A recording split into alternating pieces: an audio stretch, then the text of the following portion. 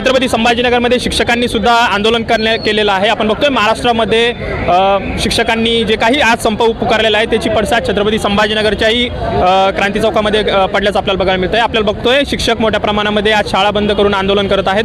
TET exam म्हणजे काय, टीईटीची जी मागणी आहे नेमकं शिक्षकांची जे काही आज आंदोलन आहे त्यांच्या काय समस्या आहेत, त्यांच्या काय मागण्या आहेत। काल दादा भुसे स्वतः शिक्षण मंत्री सुद्धा आले होते, त्यांच्यासोबत त्यांची चर्चा झालेली आहे का? मुख्यमंत्री आज छत्रपती संभाजीनगरमध्ये त्यांच्यासोबत त्यांची चर्चा झाली आहे काय आहे नेमकं मागण्या ते जाणून घेणार। सर, आमची सगळ्यात महत्त्वाची मागणी अशी आहे की सर्वोच्च न्यायालयानं जे दिलेलं आहे की टीईटीची परीक्षा, ती टीईटीची परीक्षा ही रद्द झाली पाहिजे। कारण जो शिक्षक आलेला आहे त्या काळातली जी सगळ्यात महत्त्वाची गोष्ट असेल, त्या काळातली जी सर्वोच्च परीक्षा देणं तो आलेला आहे। आणि जर जर शासनाला असं वाटत असेल तर शिक्षकाला जे वाटलं ते ट्रेनिंग त्याला संपन्न करण्यासाठी द्यावं, पण त्यानं जी आतापर्यंतची त्याची जी परीक्षा आहे ती टीईटीची परीक्षा रद्द झाली पाहिजे। कारण आम्ही आमची योग्य पात्रता, आमच्या मेरिटच्या बळावर, आमच्या गुणवत्तेच्या बळावर आम्ही शिक्षक झालेलो आहोत। म्हणून हा जो सर्वोच्च न्यायालयाचा निर्णय आहे, सर्वोच्च न्यायालयाच्या निर्णयाच्या विरोधात सर्वोच्च न्यायालयाचा आम्ही सन्मान करतो, परंतु सर्वोच्च न्यायालयाने जो निर्णय दिलेला आहे तो जो आपला RT ॲक्ट 2017ची जी कलम आहे ती कलम रद्द झाली पाहिजे आणि शिक्षकांना या परीक्षेतून मुक्तता मिळावी ही आमची सगळ्यात महत्त्वाची मागणी आहे। त्याचप्रमाणे जो मार्च 2024चा जो GR आहे, जो शिक्षकाच्या पूर्ण व्यवस्थेवर खंडांतर आलेलं आहे सर्व, आणि शिक्षक जर त्या शिक्षकाला सन्मानानं काम करायचं असेल तर आधार सगळ्यात महत्त्वाचा जो मुद्दा धरलेला आहे, आधार नसणं ही आमची चूक नाही, ती त्या पालकाची चूक आहे आणि त्याचा भुदंड शिक्षकाला बसतोय। गोरगरीब विद्यार्थी, वाड्या वस्तीवर जे विद्यार्थी आहे तिथे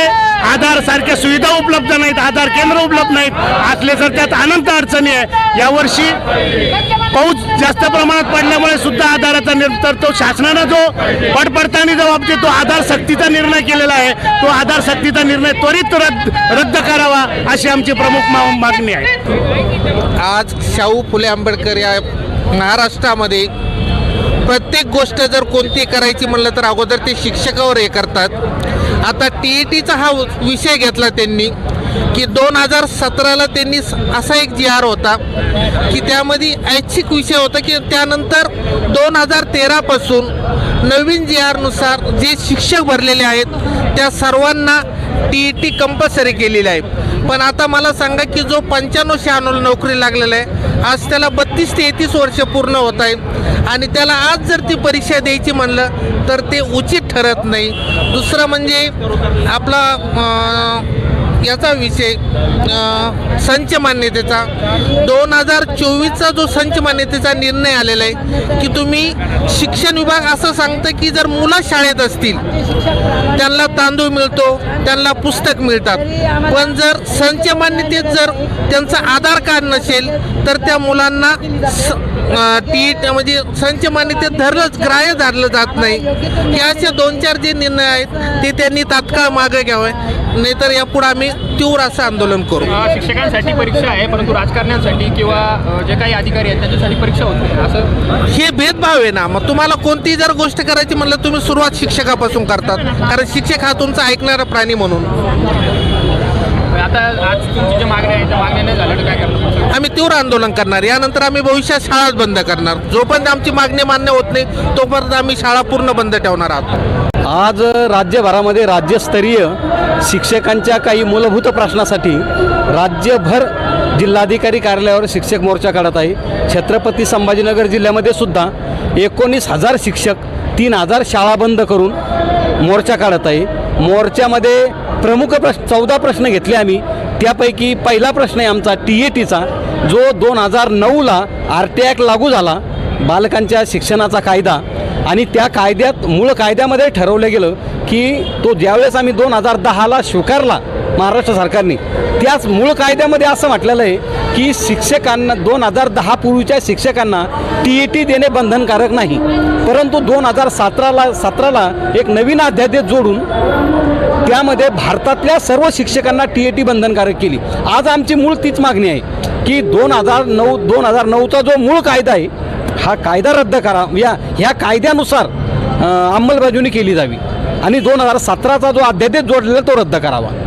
मुख्यमंत्री आज शहरात आहेत, तुमची मागणी जी आहे ती मुख्यमंत्र्यांपर्यंत पोहोचवण्यात काय सांगण्यात? सन्माननीय मुख्यमंत्री महोदयांना आमची विनंती राहील की शासनानं 2009च्या कायद्यात जो मूळ मसूदा आहे तो मान्य करावा आणि 2017चा जो शासन निर्णय तो रद्द करावा. कारण सुप्रीम कोर्टाच्या सन्माननीय सुप्रीम कोर्टाच्या शासन निर्णयाचा आम्ही सन्मान करतो.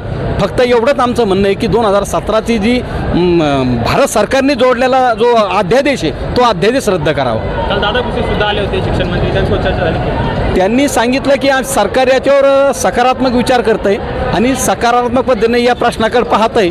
परंतु गेली 1 महिना झाला आम्ही हे आंदोलन पुकारलेलं आहे, त्याचा प्रचार आणि प्रसार चालू आहे. यापूर्वी सरकारने संघटनांना चर्चेसाठी बोलवायला पाहिजे होतं, त्यातून काही मार्ग निघला असता कदाचित, परंतु सरकारने बोलवलं नाही म्हणून हे मोर्चा आम्हाला या ठिकाणी करावा लागतोय. आज तुम्ही शिक्षकांसाठी ही परीक्षा आयोजित केलेली आहे, टी तशी आमदार खासदारांना पण परीक्षा पाहिजे का? निश्चितपणे, कारण की प्रत्येक वेळेस शासन एक प्रायोगिक तत्वावरती शिक्षकांना घेत आहे.